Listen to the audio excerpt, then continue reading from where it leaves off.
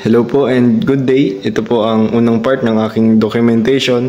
Ito po ay isang uri ng small business enterprise na nagtitinda po ng street foods kagaya po ng kikiam, kwek-kwek, siopaw, and fishball at iba pa po. Ito po ay nasa pagmamay-ari ng aking magulang na si Marnelin Mangana dito po sa Poblacion, Torrijos. Ano ang nagbibigay ng inspirasyon sa iyo upang simulan ang negosyong ito? Ang nagbigay sa akin ng inspirasyon upang simulan ang negosyo ay ang iba pang mga entrepreneur na nagbigay ng kontribusyon sa ekonomiya, hindi lang sa ekonomiya kundi sa mga maliliit na tao upang maka-avail ng mga mura ngunit kalidad na produkto. Ano ang pinakamalaking hamon na kinaharap mo sa negosyong ito? Ang pinakamalaking hamon na aming hinarap ay ang inflation o pagtaas ng mga bilihin sa merkado. Pag tumaas ang mga bilihin, may tendency din magtaas ng presyo kaya kailangan mag-adjust. Ano mo naaakit at napapanatili ang iyong mga customer? Naaakit ko ito at napapanatili sa pamagitan ng kagandaang asal. Isa na rito ang pagiging palakaibigan at pagbigay sa kanila ng mga freebies kung kinakailangan. Ano ang mga estratehiya ang nakakatulong sa paglago ng iyong negosyo? Pagiging innovative, nakakatulong ito sa paglago ng negosyo. At pagbibigay din ng mga buy one take one, mga sa larangan ng food vending, pagsaalang-alang din sa iba. Papel ng teknolohiya sa iyong mga pang-araw-araw na operasyon. Ang papel ng teknolohiya ay upang mapadali ang paggawa ng mga produkto.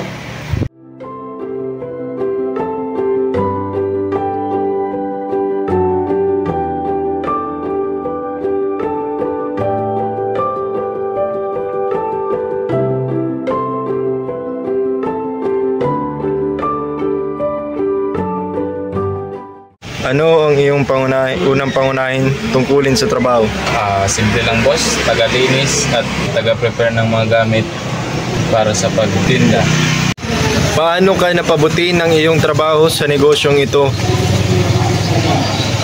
Nakakaipon po ako at nakakapagpadala sa aking pamilya at nakakatulong at nakakapundar ng mga gamit na hindi ko na-afford dati at dahil ngayon ay maganda ang sahuran, nakukuha ko na yung mga gusto ko. Ano ang iyong mungkahi para mapabuti ang operasyon sa negosyong ito? Pagpapabuti ng servisyo sa customer at pagpapalakas ng komunikasyon.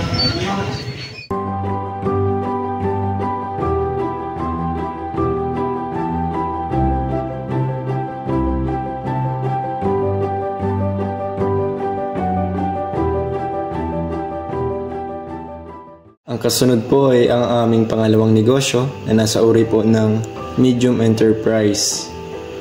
Ito po ay ang Glass and Aluminum and Metal Works. Maaari po kayong magpagawa sa amin ng mga bintana, pinto at mga grills o kaya naman po mga gate.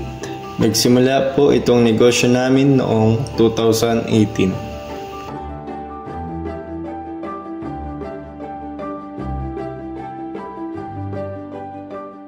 Ano ang nagbibigay ng inspirasyon sa iyo upang simulan ang negosyong ito?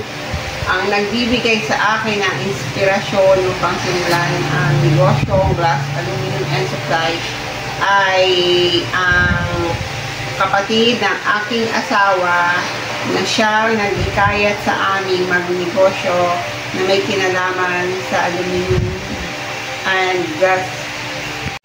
Ano ang pinakamalaking hamon na kinahaharap mo bilang may-ari ng negosyong ito? Ang pinakamalaking hamon ay ang pagkakaroon ng mga competitors sa glass and aluminum at kung paano namin may isasabay ang presyo nito sa merkado. Paano mo naaakit at napapanatili ang iyong mga customer? Napapanatili ko ang mga customer namin sa pagbibigay sa kanila ng discount na hindi naapektuhan ang kalidad ng aming produkto. Ano ang mga estratehiya ang nakakatulong sa paglago ng iyong negosyo? Malaki ang kinalaman na marketing strategy. Katulad ng pagbibigay sa kanila ng mga freebies kung ang pag-uusapan ay isang kontrata.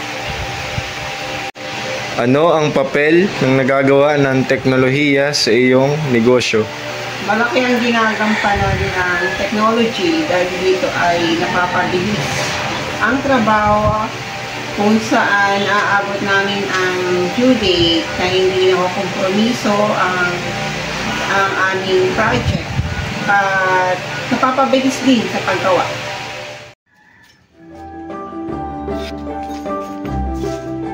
Iyong mga pangunahing tungkulin sa trabaho. Pangunahin kong tungkulin sa trabaho ay simulan ng ginagawang cabinet at pagkatapos ay maglinis. Nahawakan ang customer service. Tinatanong kung anong kailangan at sinasabi sa manager. Ang mga hamon ang iyong nararanasan sa iyong trabaho. Ang hamon sa trabaho ay kuha ng mga bagay na hindi mo pa nalalaman at bagong kaalaman sa trabaho. Napabuti ng iyong trabaho sa negosyong ito. Nakabuti ako sa nagkaroon ako ng sariling ipon at nabibili ang gusto kong bilhin sa buhay at nagkaroon ako ng panibagong skills sa pagtrabaho. Ano ang iyong mungkahi para mapabuti ang negosyong ito? Lalo ko pang sisipagan at pagbubuti ng trabaho at magagawa ko ang dapat dito sa kumpanya.